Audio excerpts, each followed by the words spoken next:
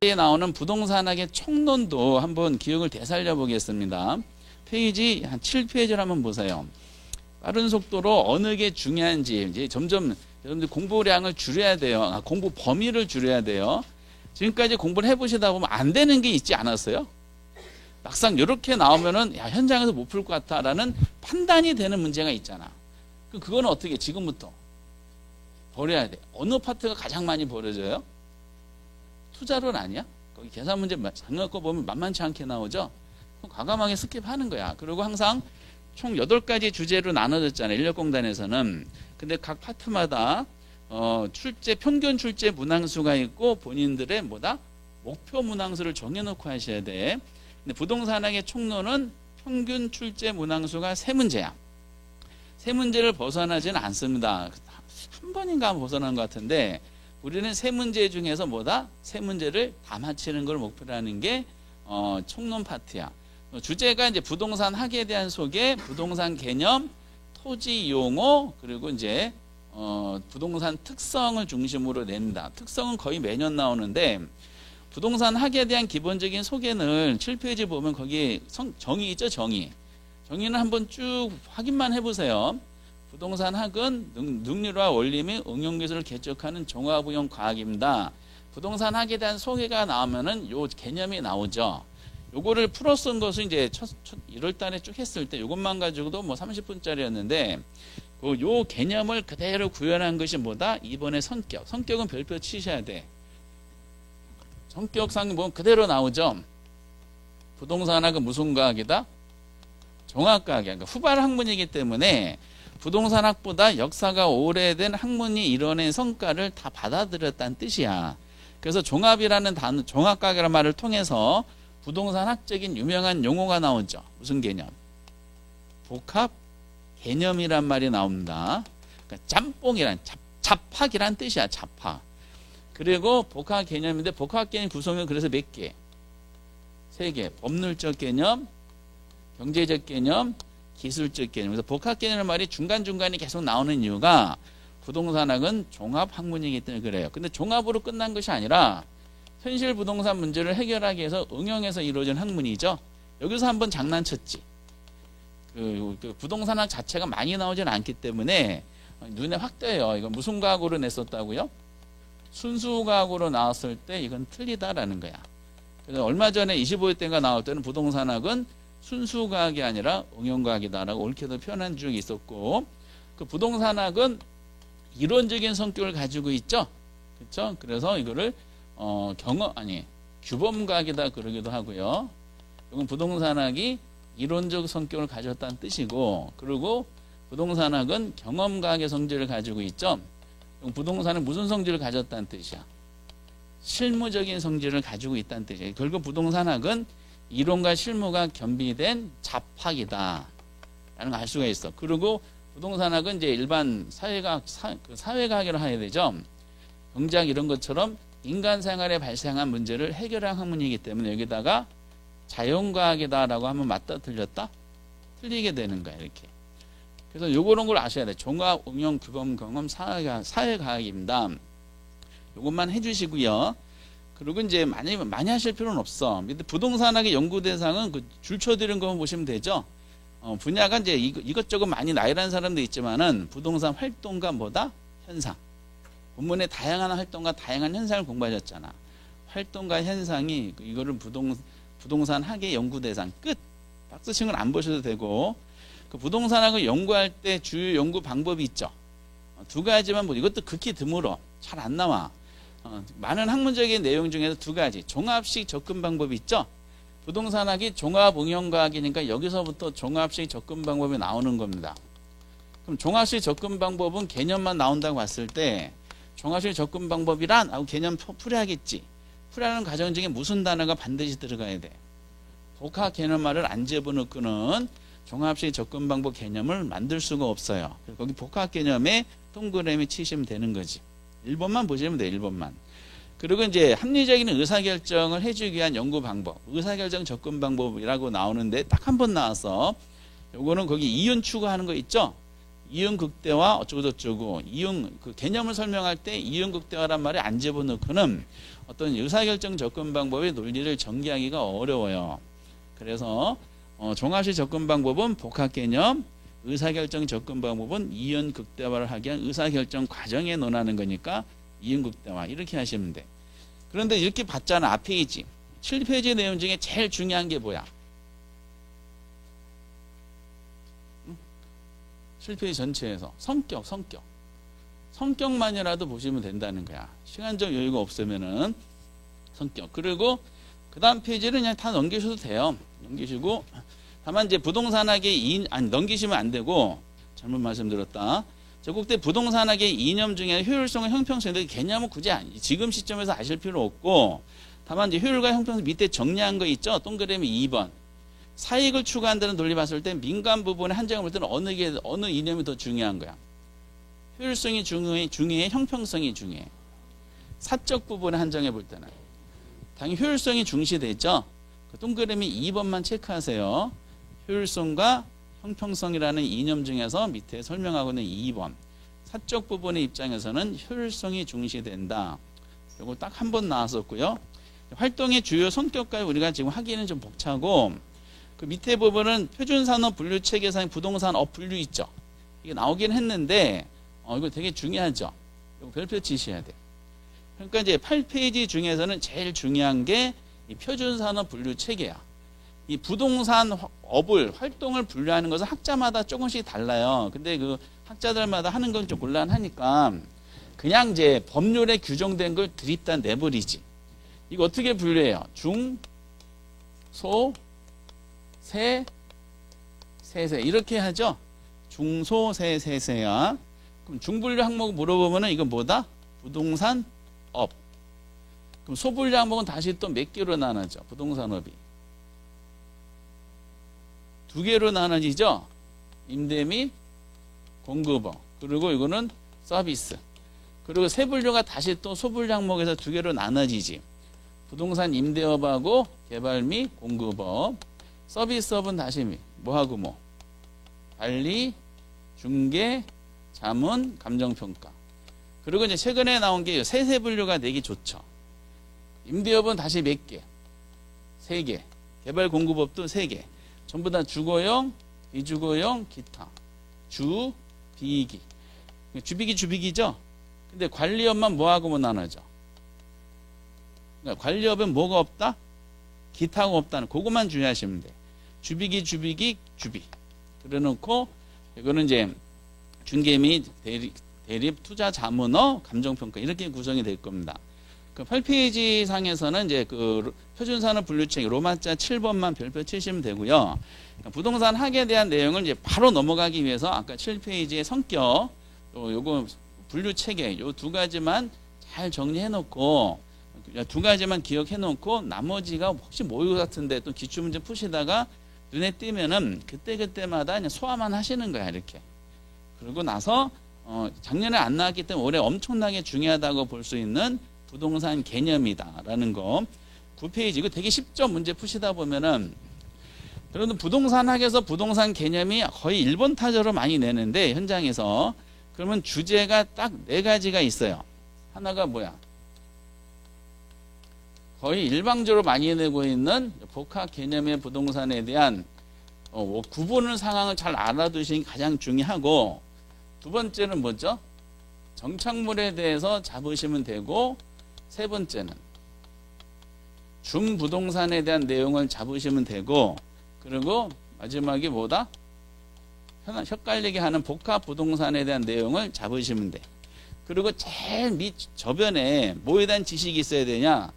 여러분들 민법에 대한 지식이 있어야 돼요. 민법 베이스를 깔아놓고 시작한 거기 때문에 그래요. 여러분 지금 민법 완벽하시지? 어차피 공부는 민법부터 스타트하고 계시잖아. 민법 완벽하시니까 지금부터 거의 6월 달부터 찔끔찔끔 학계론을 포트폴리오 항목으로 이제 구성을 집어넣고 있어요. 그 먼저 이제 복합 개념 부동산인데 이거 모의고사 내드리면 다 맞힐 것 같더라고. 근데 안 그래. 왜 그럴까요? 5월달까지는 민법을 중심으로 공부하기 때문에 그래요. 6월달부터는 맞히겠지. 이렇게. 그러면은 이제 거의 힘들면은 요것만이라도 알아서 나머지는 이제 그냥 정리하면 되는데, 책에 있듯이, 이걸 되게 헷갈려 하시는 분들 계셔서, 아까 우리가 부동산학적인 개념은 복합 개념의 원리로 접근한다 그랬죠? 복합 몇 대 측면? 세 개. 법률적 개념, 경제적, 기술. 기술이 거기 몇 개 기억하셔야 돼.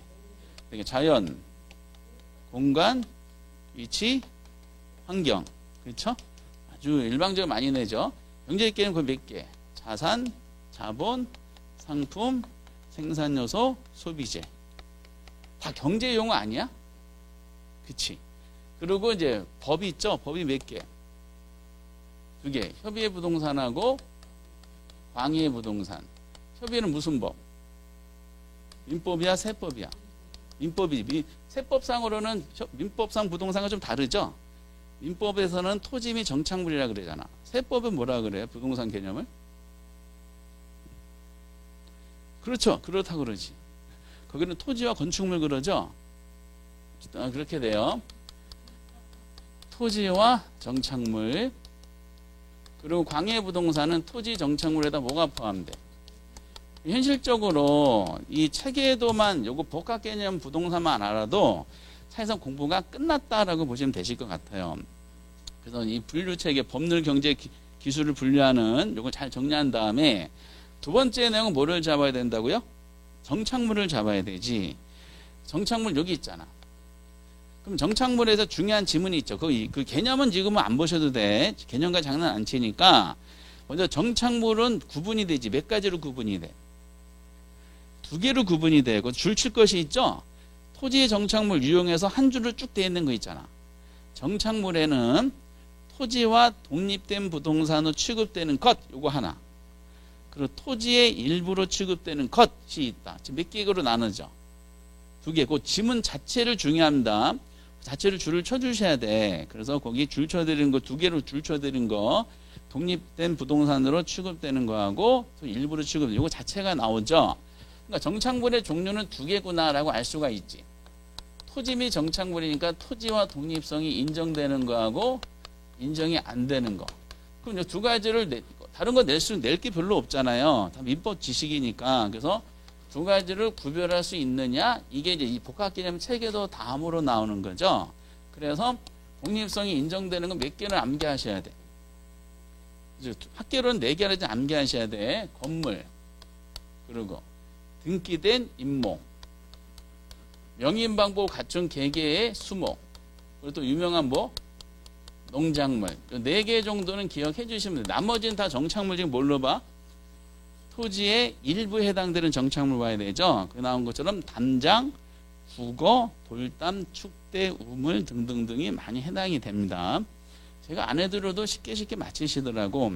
현실적으로 그래서 이 체계도에 대한 논리하고 이 정착물을 두 가지로 있고 두 가지를 종류별로 구별할 수 있는 것만 하셔도 정답 기준으로 따지면 거의 90% 이상이야. 그렇게 두 가지가 제일 중요하고요. 세 번째로 공부하실 내용은 뭐라고요? 준부동산이야. 준부동산은 그렇게 많이 눈에 안 띄어요. 준부동산이 이제 페이지 10페이지 거기 로마자 3번으로 나와 있죠. 그럼 기본적인 개념을 보다 보면 이제 말로 이렇게 길게 쓰긴 했지만은 만약에 제대로 쓴다 그러면 그 세 줄을 다 낼 거야. 근데 현실적으로 그 세 줄을 다 내지 않아요. 그럼 딱 보면은 첫 번째는 민법상 부동산이야? 아니야? 아니죠. 민법상 부동산은 아닌데 그 물건의 성격상 특별한 관리의 필요성에 의해서 물권 변동을 등기나 등록이라는 공시 방법을 갖출 필요성이 있는 특정한 물건을 말하죠. 그 길게 썼지만은 이거를 준부동산 개념을 제대로 내야 돼. 근데 길게 안 쓰고 한 줄로 내고 싶어. 그럼 반드시 무슨 단어가 들어가야 돼? 그걸 우리가 뭐라 그래, 그걸? 공시 방법이라 그러잖아. 그렇죠? 등기 등록이라는 공시 방법이란 말이 반드시 들어가야 돼요. 그러니까 민법상 부동산 아니면은 다 동산이잖아. 그런데 얘네들을 이제 공시 방법을 갖추게 된 특정한 물건은 부동산처럼 다루자 이렇게 논하는 거지. 그래서 키워드 등기 등록의 공시 방법을 키워드 잡으셔야 되고, 그리고 또 하나는 공시 방법을 갖추게 된 특정한 물건이라 그랬죠. 그럼 물건의 종류를 좀 아셔야 돼. 근데 종류 중에 보면은 특정한 동산이 있잖아. 동산에 보면 뭐뭐가 있어. 준부동산 종류해 놓고. 자동차, 건설기계, 선박, 항공기 이렇게 돼 있죠. 그리고 동산과 부동산 간의 결합체인 재단도 나왔었죠. 재단 딱 몇 개? 2개만 나와서 광업재단하고 공장재단에 대한 논리야.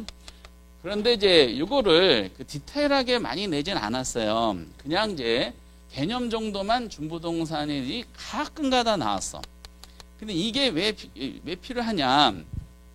우선은 이제 이 자체적인 내용을 냈을 때 어떻게 표현하냐면은 개념 지문이 어차피 공시방법을 갖추게 된 특정 물건의 개념을 이렇게 마무리 짓지만은 내용으로 풀었을 때 이렇게 한다 그랬죠? 자동차. 문제 타이틀이 부동산 개념에 대한 설명이야. 자동차 등록 원부라는 게 있어. 자동차 등록 원부에 등록된 자동차는 이렇게 표현해. 자동차는 경제적 개념에 해당한다. OX. 자동차는 경제적 개념에 해당한대.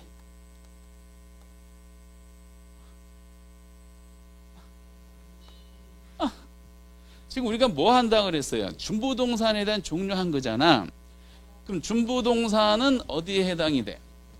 법률적 개념이야. 지금 우리 다 법을 하는 거야. 경제 기술은 끝났어 지금. 종류를 나열하는 걸로. 그러니까 이제 결국 이 문제도 뭐에 대한 이해도를 국한시켰냐? 법경기라는 복합 개념의 분류 체계를 구분하는 거 알 수 있느냐 물어봤어요. 그런 상황 설정이다라고 보시면 돼요. 이렇게 실제 시험에도 어떻게 나오냐면 단독 문제 했을 때 좀 됐지만은 10년 됐지만은 다음 중 부동산 개념 중 경제적 개념에 해당하지 않는 걸 물어봤어. 1번 자산 해당돼요? 2번 자본 해당이 돼? 3번 상품 해당돼? 4번 공장재단 해당이 돼? 아니죠. 5번은 생산요소. 공장재단은 어디 있어?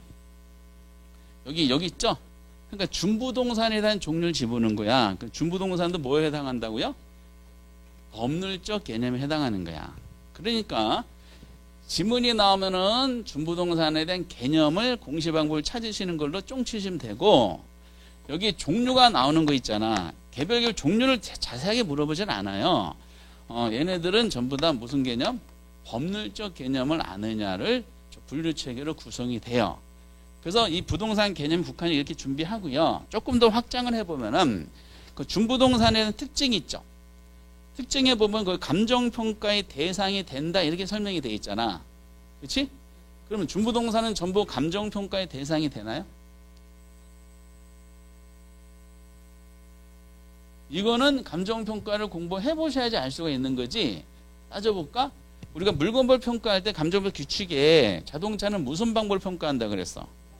거래사례, 건설기계, 원가, 선박, 원가, 항공기, 원가. 지금 다 감정평가 대상이 돼야 안 돼요? 되잖아. 지금. 그리고 광업재단 무슨 방법으로?